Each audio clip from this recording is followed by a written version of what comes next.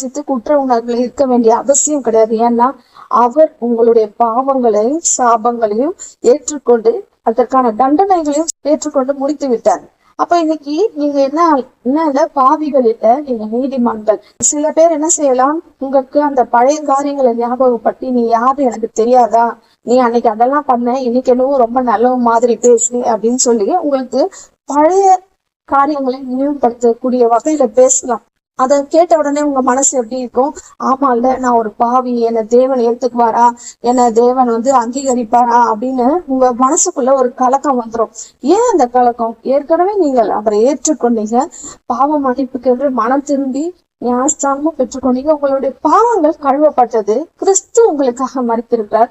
இதெல்லாம் நிச்சயம் இருந்தா யாரோ ஒருத்தர் சொல்லும் போது நீங்க என்ன பண்ண தேவையில்ல, உங்க மனசு குட்டப்பட்டு நீங்கள் அந்த இடத்துல கலங்க வேண்டிய அவசியமே இல்லை. சாத்தான் சில